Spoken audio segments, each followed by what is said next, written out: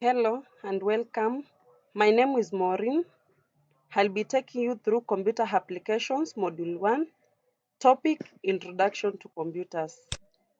Computer is an electronic device operating under the control of instructions stored in its memory that can input, process, output, and store the information.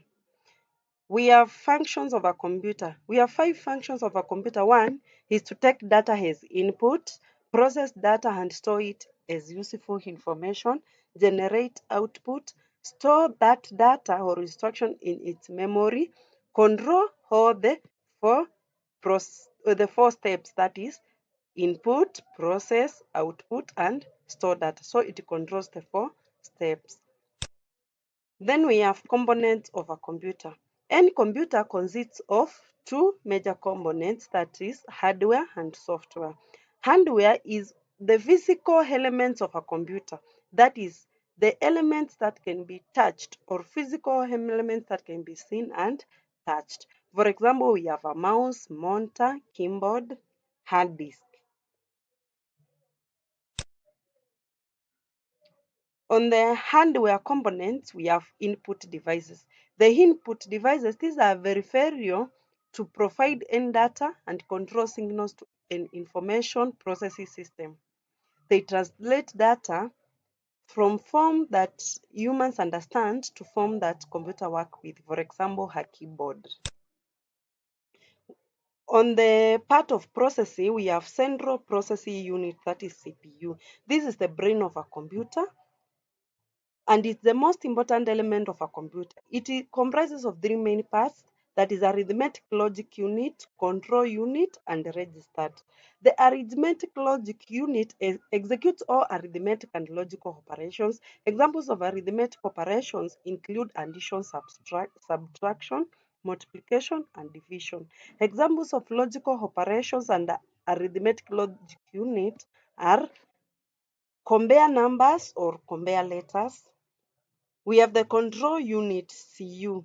It controls and coordinates the computer components. Then below we have the functions of a CU. It can read the code for the next instructions, increment the program, read whatever the data instruction requires from the cells in the memory, provide the necessary data to the arithmetic logic unit or a register.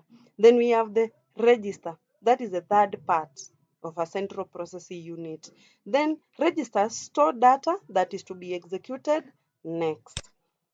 On the part of storage, we have primary memory and secondary memory. Primary memory consists of RAM and ROM. RAM is random access memory. This is memory scheme within the computer that is responsible for storing data in a temporary basis, while read-only memory is a permanent form of storage. RAM is volatile in nature. This means data will be erased when supply to the storage device is turned off, while ROM is non-volatile in nature. We have the secondary memory. Secondary memory stores data permanently and is retained after power is turned off. That means it's non-volatile in nature. Examples of secondary memory, we have hard drive, we have optical disk, we have flash disk. Then we go to output devices. A output device is any piece of a computer hardware equipment used to communicate the resource of data processing carried out by a computer, which converts the electronically generated information into human readable form. Then it communicates the examples of output devices that communicate resource after data is processed. We have a monitor, we have LCD projection, we have printers, among others.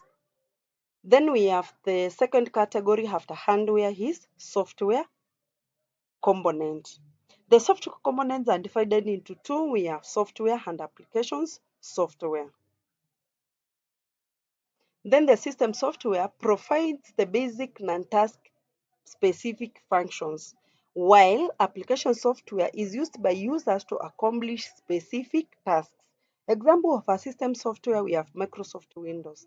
While an example of application software, we have Microsoft Word, we have PowerPoint, we can have MySQL.